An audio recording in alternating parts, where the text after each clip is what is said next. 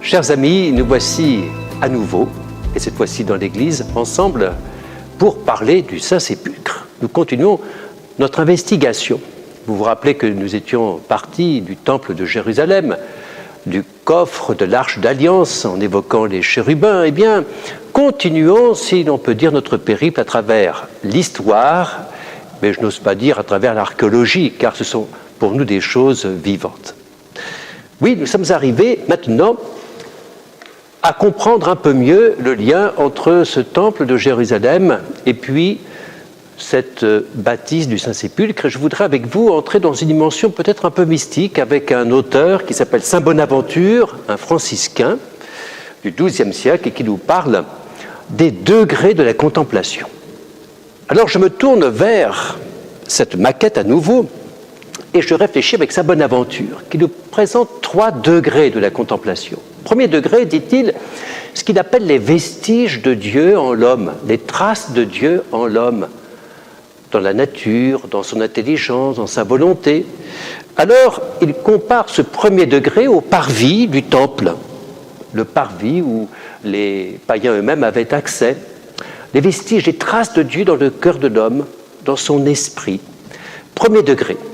Deuxième degré, selon saint Bonaventure, en entrant dans le sanctuaire, le saint, la première pièce du sanctuaire du temple de Jérusalem.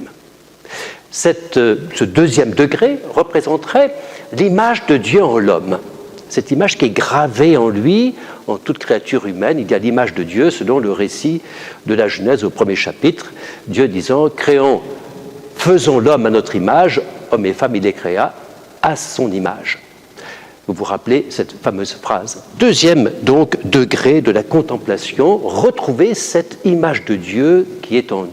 Et puis troisième degré de la contemplation, cette fois-ci, en pénétrant dans le Saint des Saints, c'est-à-dire l'Arche d'Alliance, c'est de regarder ces chérubins placés l'un en face de l'autre et qui regardent vers le propitiatoire, le couvercle d'or dont nous parlions la dernière fois, au-dessus duquel se manifestait la Shekinah, la présence divine.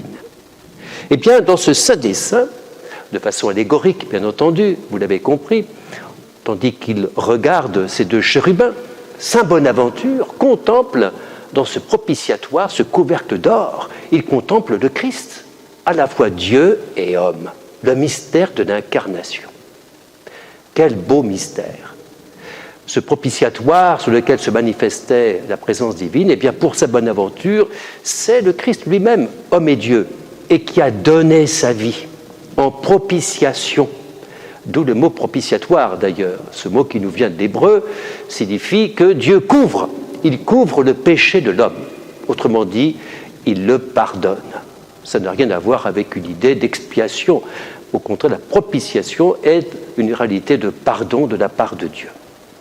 Voilà pour cette contemplation qui, vous l'avez constaté, met 2 éléments en avant. D'abord, le temple de Jérusalem, qu'il prend comme figure allégorique de ces fameux degrés de contemplation, et puis le sacrifice de Jésus, la propitiation, le sang du Christ.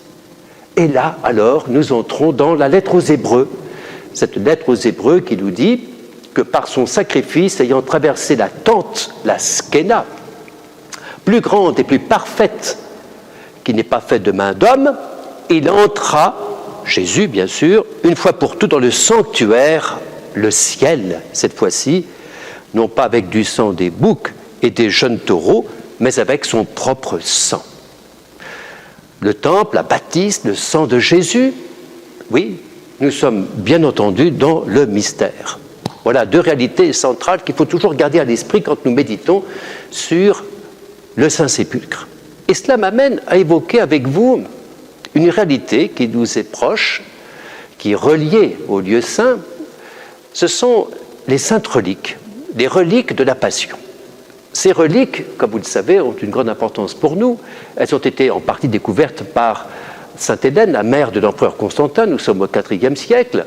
Et sainte Hélène a introduit un culte. Déjà, à la fin du IVe siècle, existait au Golgotha un culte des reliques de la Passion de Jésus, notamment de la croix, inventé, comme on dit, trouvé par sainte Hélène. D'ailleurs, la chapelle dite de sainte Hélène au fond du Saint-Sépulcre garde le souvenir de cette découverte de la croix par sainte Hélène, mère de Constantin. Donc cette relique a beaucoup d'importance, elle sera aussi vénérée au 7e siècle à Rome. Pensez à la basilique Sainte-Croix de Jérusalem. 7e siècle, ça signifie que ce culte a vraiment une très très longue histoire. Et puis pour nous, c'est aussi, bien entendu, toujours en termes de relique, la couronne d'épines. Cette couronne d'épines achetée par le roi Saint-Louis à l'empereur Baudouin de Constantinople, qui sera rapatriée à Paris et pour laquelle Saint-Louis fait construire ce magnifique joyau que vous connaissez, son reliquaire, ce sera le reliquaire de la couronne d'épines. Après la Révolution française, la couronne d'épines sera versée au trésor de la cathédrale Notre-Dame de Paris et confiée à la garde du chapitre des chanoines de la cathédrale, avec la sécurité assurée par les chevaliers de l'ordre équestre du Saint-Sépulcre. Cette couronne, pour nous, a beaucoup d'importance. Bien sûr, on peut discuter de son authenticité, mais elle est connue déjà au 5e siècle à Constantinople. Elle signifie, comme toutes les reliques de la Passion d'ailleurs, la continuité de ce culte, et donc pour nous aussi, pour nous chrétiens, la pérennité de la foi chrétienne, à travers ces modestes objets qui nous disent relier à la passion du Christ tout le mystère que nous célébrons et que nous adorons. Deuxième réalité donc que je voulais évoquer avec vous, et je passe à une troisième très simple, c'est la vie de prière autour du Saint-Sépulcre. Lorsque les croisés sont arrivés, Godefroy de Bouillon organise, donc nous sommes au XIe siècle, il organise le culte autour du Saint-Sépulcre.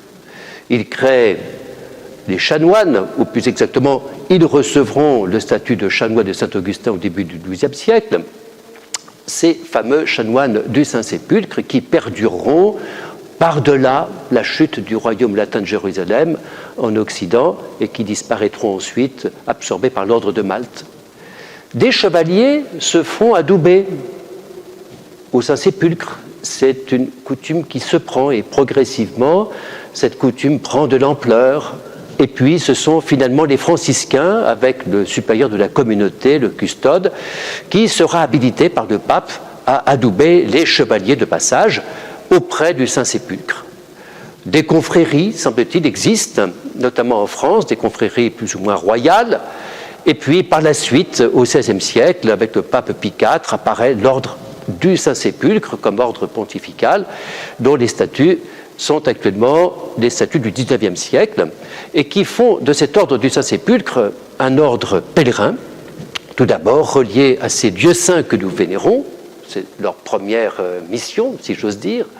Deuxième mission, c'est aussi de porter le témoignage de ces lieux saints ailleurs, dans un esprit de chevalerie, de générosité, de service des pauvres, des petits, comme on peut l'imaginer dans l'esprit chevaleresque.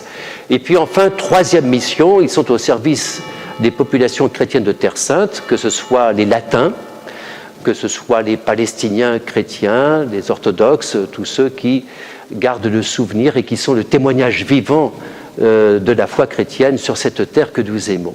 Et donc, à travers séminaires, hôpitaux, dispensaires, ils tâchent d'assurer l'appui qu'ils peuvent.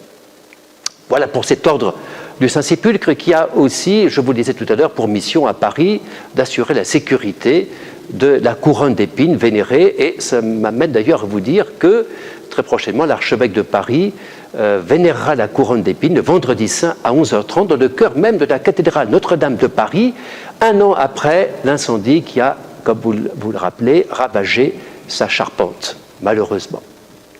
Voilà pour ces prolongements, si j'ose dire, de la culture autour du Saint-Sépulcre.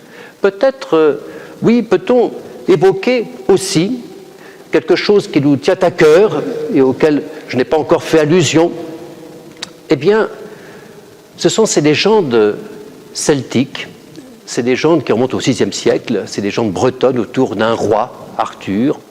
Ce roi Arthur et sa geste, rappelez-vous les chevaliers à table ronde, eh bien cette geste sera ensuite christianisée à partir du XIIe siècle, grosso modo, avec l'aide d'un apocryphe, un apocryphe Saint Nicodème, qui relate le geste de Joseph d'Arimathie de recueillir le sang du Christ dans un calice.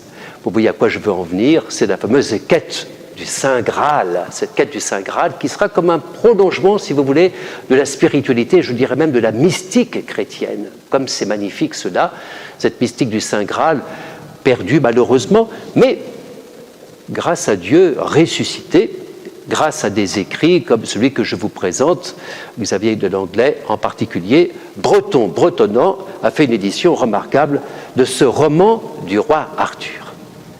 Voilà pour ces quelques prolongements, ce qui m'amène tout simplement à vous dire, à travers cette réalité extraordinaire du Saint-Sépulcre, combien à la fois la mystique, la spiritualité, l'histoire, je dirais la solidarité aussi avec ces populations locales, tout cela représente pour nous une réalité extrêmement forte. Et ne dissocions pas la spiritualité à travers ce monument qui nous parle de cette générosité dont les chrétiens doivent faire preuve à l'égard de ce peuple de Terre Sainte, ce peuple chrétien de Terre Sainte qui souffre, comme vous le savez, dans des conditions assez terribles et qui, malheureusement, sont bien tentées, ces populations, d'émigrer. L'appui que nous pouvons leur apporter est la réponse à leur témoignage de foi, car ils nous apportent aussi beaucoup par la puissance de la prière et par leur persévérance. Il me restera à évoquer avec vous, par-delà ces quelques traits mystiques et historiques, une troisième dimension encore, ce sera le dévoilement, cette fois-ci, le dévoilement avec la Jérusalem céleste. C'est pourquoi je vous donne rendez-vous pour une troisième rencontre autour du Saint-Sépulcre.